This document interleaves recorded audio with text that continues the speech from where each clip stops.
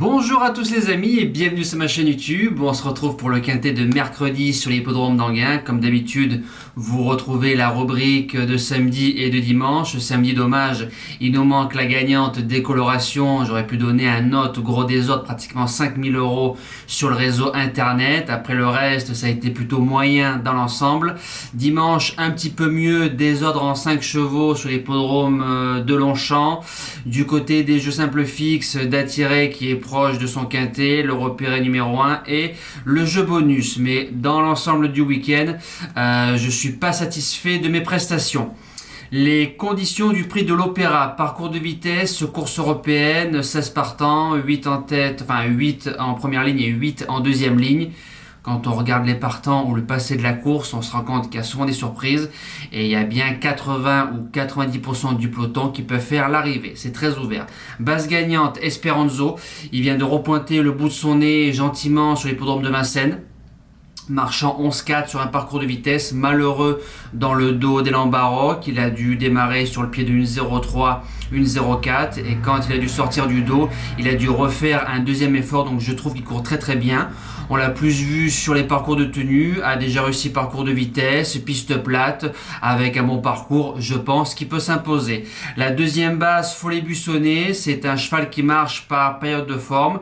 Il est dans une belle forme à l'heure actuelle. Il reste sur 5 courses où il a fini dans les 5 premiers, corde à gauche, corde à droite ou parcours de vitesse. Il a 4 sur 4 sur le parcours. On a mis Arnaud Chavat. J'aurais été peut-être plus confiant avec Jean-Philippe Monclin qui le connaît mieux, mais je fais confiance au pilote. Il peut jouer le podium. Par contre, lui, il lui faut absolument un bon parcours. Premier outsider, Speedy Face. Alors, il vient d'arriver dans les box d'Eric Bondo. Il met d'entrée de jeu Gabriele Gelormini. Cet hiver, il a claqué 12,5 et 13,4 parcours de tenue chrono d'hiver sur l'hippodrome de Cannes-sur-Mer. Donc, c'est des chronos qui chantent.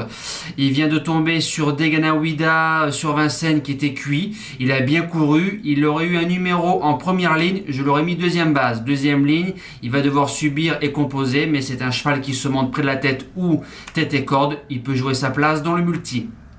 Deuxième outsider, Forum Mélois. C'est le plus riche de la course, c'est un petit peu son engagement de l'été. Guillaume Martin qui lui est associé, qui est une belle main. 2 sur 4 sur la piste de Soisy. Troisième à ce niveau-là, le 18 mars, couru côté corde. Il vient de faire un petit tour sur l'herbe. Pour moi, c'est oui.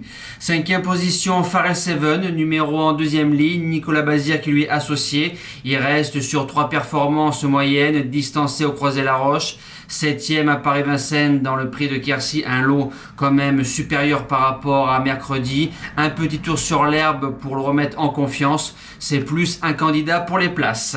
Sixième position, Eliska Berry. Elle a été très bonne à linière. C'est l'une des plus riches. On a dû viser cette course-là. Si vous regardez tous les chevaux autour d'elle, c'est pratiquement des chevaux qui venaient de faire des belles courses ou qui ont répété. Elle a déjà gagné à l'Autostar. Par contre, elle a que 300 mètres pour gicler. En septième position, Eastwood Park, qui vient de faire une rentrée gagnante à Avignon de 5 mois. Le tandem avec le sulky d'or Eric Raffin, on le félicite. Il a dépassé la barre des 3000 victoires dans sa carrière. Marche très bien. Deuxième course après une bonne rentrée, le syndrome toujours point d'interrogation, mais sur le parcours c'est 80% de réussite, c'est magnifique. Et je termine avec Vlad Del Ronco. Il commence à rentrer dans ses gains, il a de l'âge, il a des combats, il aime bien le parcours. À ce niveau-là, faut rien faire, faut se faire ramener et il s'est giclé sur 300-350 mètres. J'ai regardé son programme, il n'y a pas grand chose à se mettre sous la dent. Alors si Léo lui donne un bon parcours, il viendra prendre un bon chèque. Voilà, merci d'avoir suivi ce quintet là. Nous on se dit à demain comme d'habitude pour un tout nouveau quintet. Merci de votre fidélité. Ciao.